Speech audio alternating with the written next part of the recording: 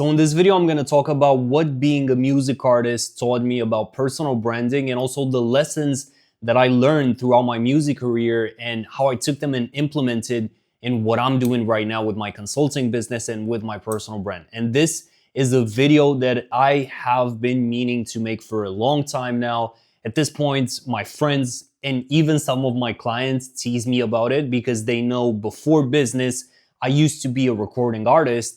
And a lot of people are wondering, how were you able to even transition into business and just do a video in which you just essentially yap about the stuff that you learned as an artist, and if you took any of that and implemented that into the business. So here we are. This is the video for that. It's probably going to be a yapping session for God knows how long. It might be 20 minutes, 30 minutes, but we're going to get into it. And I promise you, I'm also going to extract some key things and I'm going to show you how I was able to essentially transition from being an artist to doing what I do now, which is kind of still art in some shape or form, right?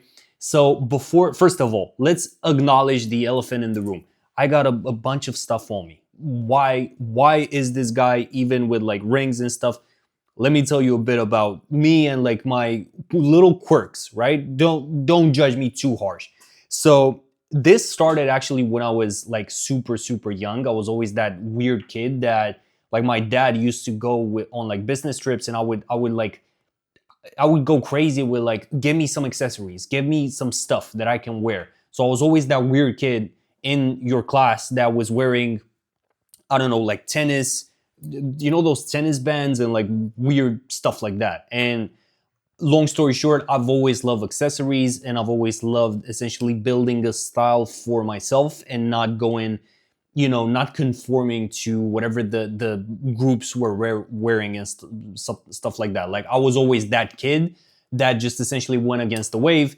Probably why I dropped out of college and built multiple businesses, and now I'm doing what I'm doing, and why I was also able to just fully like go all in with being an artist. So let me try and start from the very like beginning, and let me tell you a bit about how I got here and my music career. So before business, before all of this, my entire life was about making it in music as an independent artist.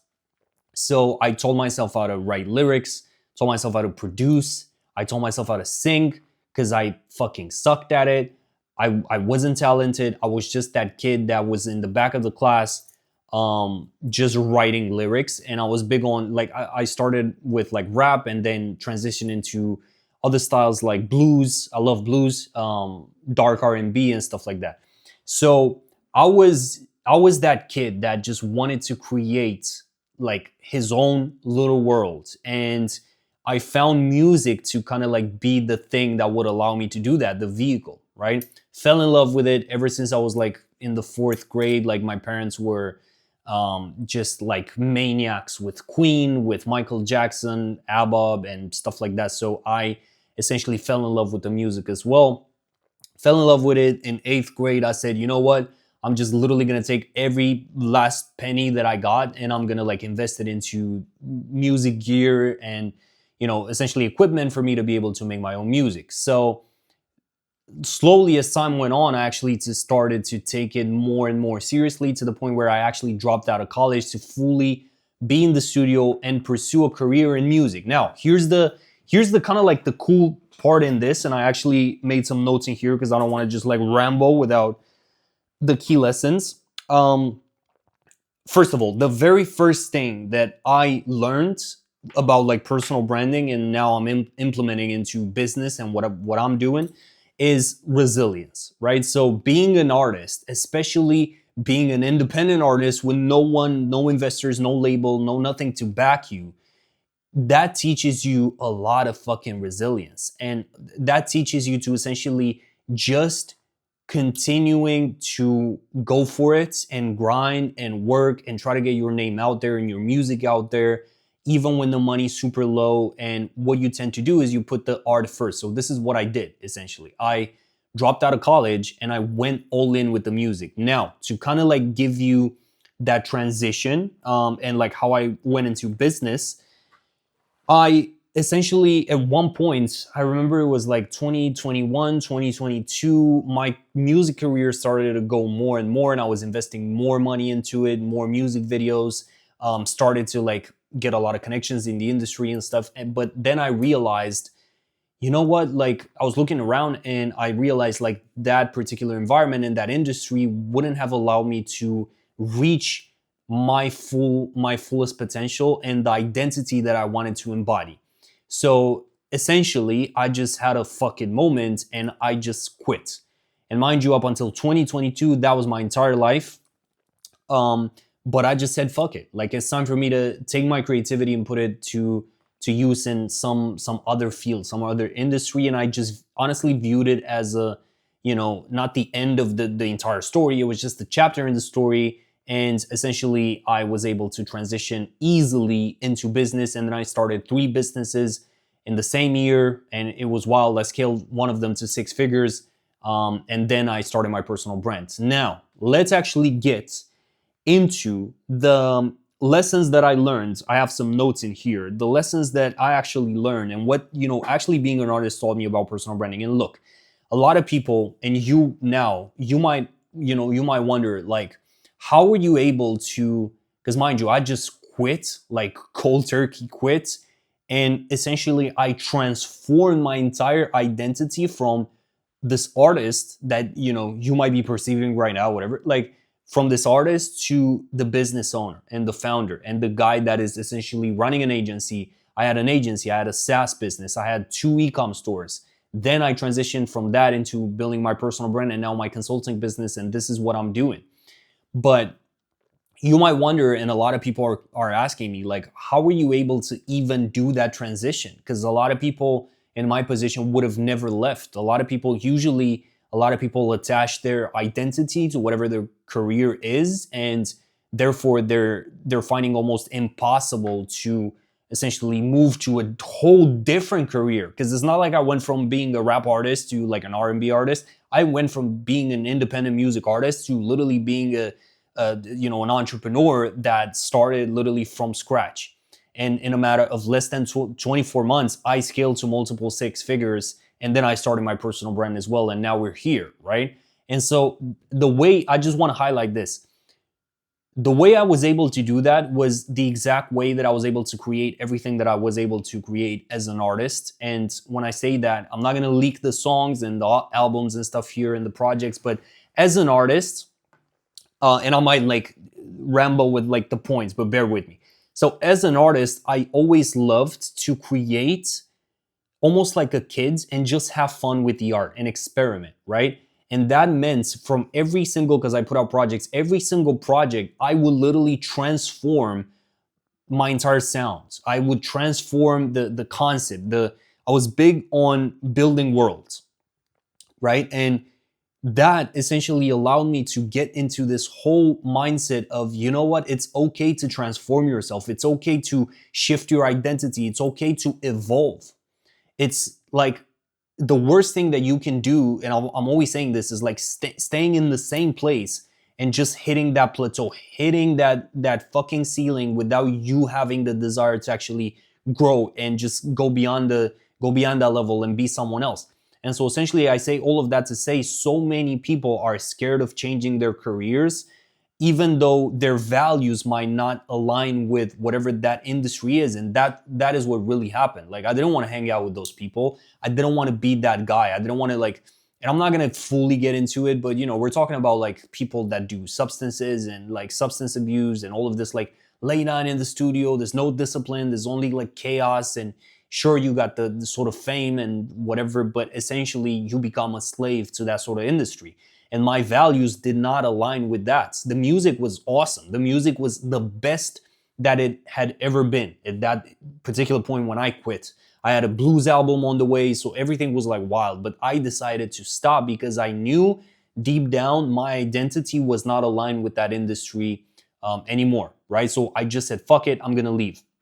Now, the very first thing that I want to touch on with regards to, you know, the lessons, I have a couple of notes in here, but the very first thing is that I'm also like applying now in my personal brand. And I feel like I still have barely scratched the surface now with the personal brand stuff and with content is being an artist taught me that you have to allow yourself to create again an experiment and essentially dare to take the risk to just play.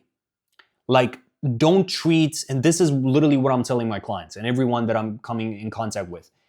The minute you treat your business as this really hard, like heavy game, and the minute you're trying to grind, the minute you're trying to hustle, and this is coming from someone used to like 15-hour work days.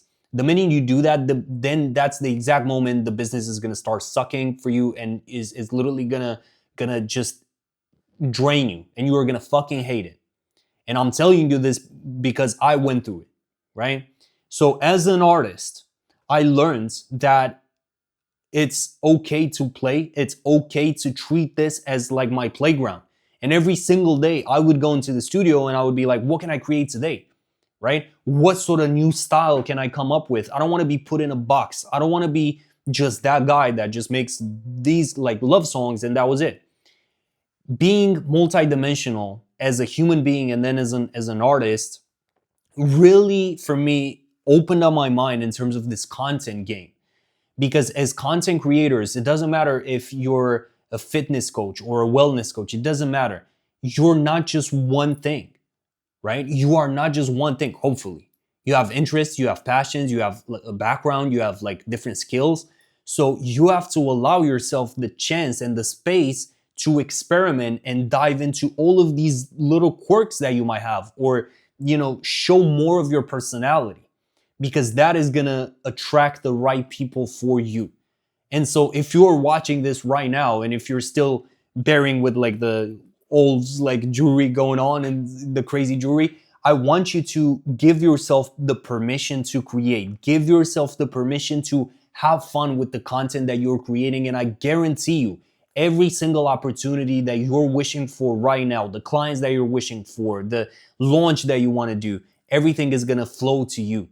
So when you operate from the state of, you know what, I want to play. I want to see what I can create today. I want to create my own lane. The minute you do that, that's the same moment every single door will slowly start to open up for you.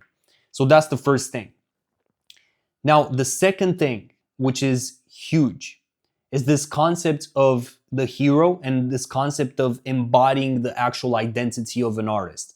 So the thing that I really struggled with as an artist was this idea of finding my voice. And I guarantee you, nobody in this space, let me adjust my chair, nobody in this space is actually talking about this, because again, like what other mentor or like business coach or other like stuff like that, like what other guy was an artist like before, right? So this idea of finding your voice is like this. When you start making music, when you start writing songs, you, at least in my case, you completely suck. Okay? You fucking suck. Like there's just no way around it. You don't have your style. You don't even have this concept defined of the self-image of the artist that you need to embody. You don't know how to package your story and emotions and your message in a really like artistic way. You don't know how to do all of these things. So what you do is you start to put out songs, you start to get like feedback, you start to go back to the drawing board, work on some more songs, work on some more projects, albums, ideas, and then as you do that throughout the years, and this takes years and years and years, and it did for me as well, you start to get super close to your authentic self and your authentic voice.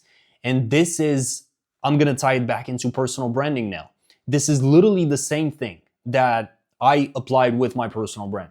And I'm seeing so many creators they clearly have a lot of things to say. They clearly have a voice, but they just haven't properly like fine-tuned it, if that makes sense. So it's the same with being an artist. This is why like I should have made this video a long time ago, but being an artist literally teaches you that, you gotta like really allow yourself again a chance to like fail and learn and experiment and play with your voice and the way your vocals sound and the way you write and the way you, because I was writing my own stuff, my own lyrics, I was producing my own stuff. So it really allows you the chance to slowly discover yourself and your voice. And when you do, man, like it is fucking wild. Like I remember I had so many. I remember for the very first time, and this was in 2019, after quitting college and dropping college in 20, I want to say 18. In 2019, I moved from Romania to the UK, and I moved there because essentially the plan at that time was I just want to like make some money and just build the studio and just focus on my career and essentially push more songs out and albums and hopefully not necessarily get signed because I never wanted to get signed in particular, but like yeah, just get more traction and get shows and stuff like that, right? So when I went there, I remember because I was in this new environment, um, my mind just opened up like so crazy. Like it allowed me to play to the degree where I would just create insane stuff that I had never had the courage, I guess, or the just the energy to create before. And I'll never forget when the entire style and the messaging and everything clicked for me, the moments that I lived with that sort of like in that sort of timeline, I'm never gonna forget it, but they were fucking magical. Like they were absolutely fucking wild. Like it was almost like catching lightning in a bottle when you essentially get to that point where you're like, oh shit, this is the voice that I had within that I had been trying to, I have been trying to find for years and years, and then you find it. And it's like you catch lightning in a bottle. And so that's the thing. As an artist, and then, being in this content space, I learned that you have to give yourself the time to step into that new identity, step into the identity of you that can create the content that is fully aligned with who you are. And that takes time.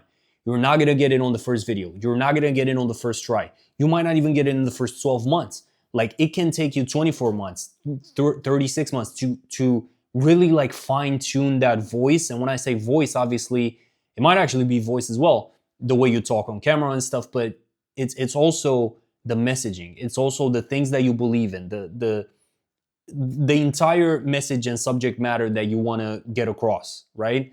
And so this idea of creating an entire identity and stepping into that and finding your voice, this is what I also learned from being an artist. And I would say that for me definitely represents such a huge like strong suit, because it gave me the superpower to understand that this takes time, and you're not gonna find your perfect style in the very first few videos. You're not gonna find the perfect message in the very first YouTube video that you ever do.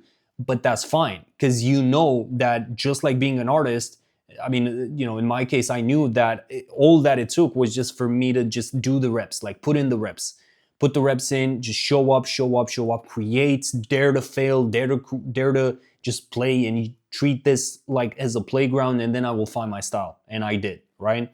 And I feel like, again, I still have yet to really like scratch the surface, and I still feel like I have a long way to go with content, but it's beautiful because I look back like 12 months ago and the evolution is wild. And that's also something that I got from the music business. Was there's such a lot of people might call it cringe and stuff, but there's such an amazing thing to looking back at your old songs and listening to the old projects. And this applies obviously with content as well as like looking back at those like older videos and being like, man, like I used to suck, but I don't anymore. Like I've improved. Like the evolution is so amazing. And that's what also I also learned is like with the music is like my music from project to project, my music would evolve, and it would, and I'm not just saying that for the fucking sake of saying, but like I would get this feedback from even the fans at the time, and like people, they were like, bro, like how are you able to just quantum leap, let's use this term, quantum leap from like album to album? And I was literally like, I don't know, like I'm just allowing myself to experiment and have fun, I guess. Now, that's the identity thing. So give yourself the time to be able to step into that identity and slowly discover and build out this hero, I like to call it. Like, take a look at the hero's journey, the things that you've been through so far, and realize that it will take a bit for you to fine tune your origin story. So that means being able to properly talk through the content, talk on camera about the things that you went through, and highlight the lessons that you got from it and all of this, right? So it will take some time. Now, another thing that I want to highlight here is this idea of building your own world. So when I was an artist, when I was making, like, every single album was my small world. And my excuse me for a bit, but I'm so thirsty because I've just been speaking for hours. I got this green super smoothie stuff, goes with the outfit. But so I don't know if this is going to show up on camera. It doesn't matter, we keep going. So yeah, this idea of every single album and every single project was like its own universe. And whether that was an R&B album or a blues album, and I get nostalgic even talking about this, and I will probably at one point, when there's a lot of us here, I will probably leak some stuff. But essentially what I learned was that with every single thing that you're creating, you have to treat it as as a part of your universe, and you have to again dare to create this world for yourself, and then allowing people to step into your world. And it's almost like this idea again of a cult that a lot of people like to talk about. So for example, I'm trying to build a cult with unlocked creators, with essentially the inner circle and the business that I have. And this was the same thing with like being an artist. It's this idea of, you know what, I'm creating my own style. I'm literally like a painter. I'm choosing the sort of shapes and the colors and the paintbrushes, and I know exactly what I need to do in what place to create this canvas. And it's the same thing with songs, it's the same thing with content. You have to give yourself the chance again to experiment so much that you get to that point where you create your entire universe. So it's not just about like a niche, like, oh, what's the best niche? Is none of that. It's like you create your own niche, you create your own world, to the point where the right people, the right clients, the right whatever will gravitate to you. And you don't have to go beg, you don't have to go chase. This is literally what I'm doing now with everyone that I work with. It's like my intention is to help everyone through premium brand positioning position themselves as the number one expert in that niche, and that everyone essentially gravitates to them. So that's the goal. So that's the world building. So build your own world. Ask yourself right now, what kind of world am I trying to create with my content? What kind of world am I trying to create here? What are the colors? What are the nuances? What is the messaging? What is the hero of this world? What is the enemy of this world? So there's this thing in branding where loyal armies do not exist without an enemy. So if you're trying to build a loyal fan base, if you're trying to build a loyal community, you have to have an enemy. You have to have an enemy. In my case, with Unlock Creators, the enemy is exactly who I used to be when I got started in business. And it was the chaotic business owner. Essentially that guy that would spread himself way too thin, super chaotic, in debt, stressed out of his mind, chasing clients, chasing contracts, chasing money. That's the enemy. I'm fighting towards that sort of chaotic lifestyle. And the hero for this is the Unlock Creator, the creator who essentially unlocked their mind to the point where everything flows, everything feels easy. Selling a $10,000, $15,000 offer is easy because you created your own world, you created your cult. Hopefully that makes sense. Now, besides that, another thing is this concept of proving them wrong and almost having a chip on your shoulder and having this I could say like spite to just prove everyone wrong. So as an artist, especially when my background, like my family is not made of artists, like no one has ever made music before, so when I started, not only my family, but also friends from high school and stuff, it's like they would look and they would essentially laugh and they would say, this is shit. Like the first songs that you put out are absolute crap. Like, what are you gonna do? Right? This whole thing. What I learned from that was using that chip on my shoulder and using that as fuel and almost as, that spite. Like, I'm gonna make it in spite of this. I'm gonna make it just to prove you wrong.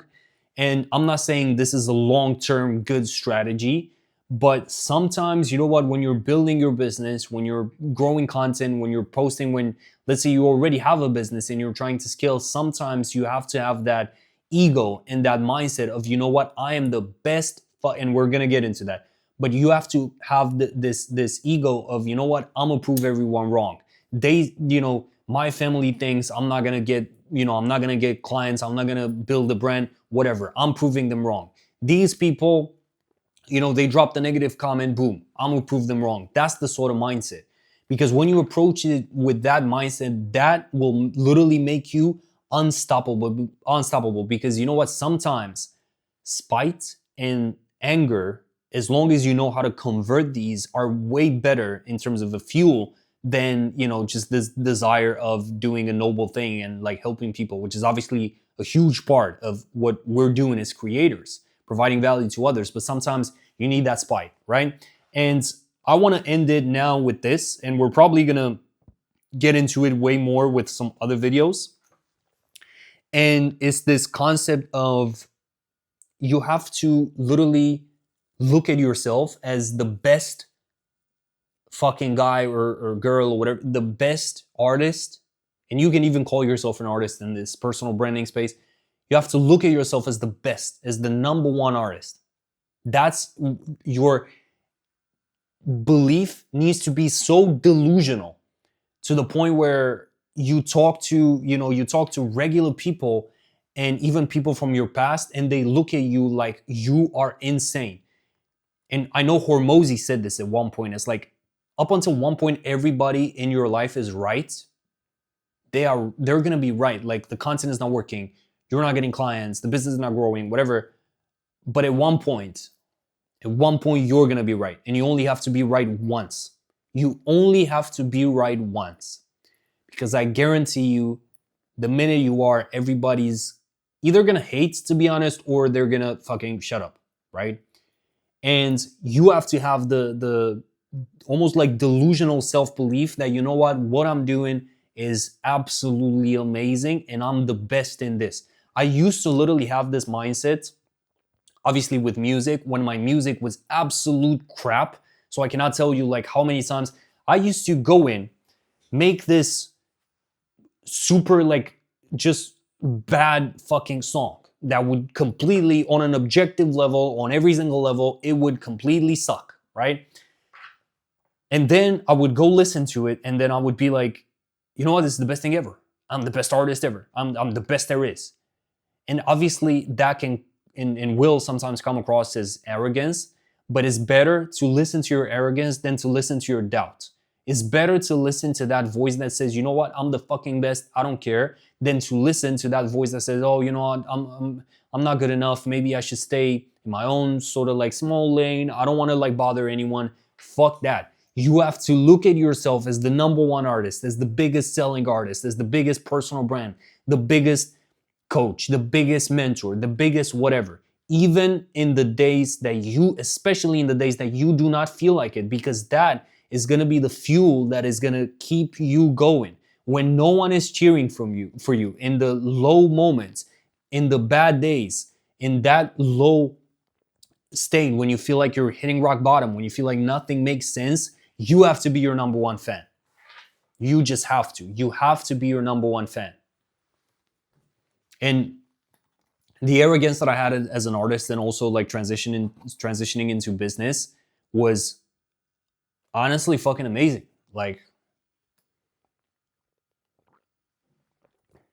because look, I'm not gonna sit here and tell you that I'm perfect, that I don't make mistakes, that I don't have stuff to learn with content. I literally mentioned a couple of like minutes ago that I do, and I believe that there's no point in which the learning stops, so the learning continues forever.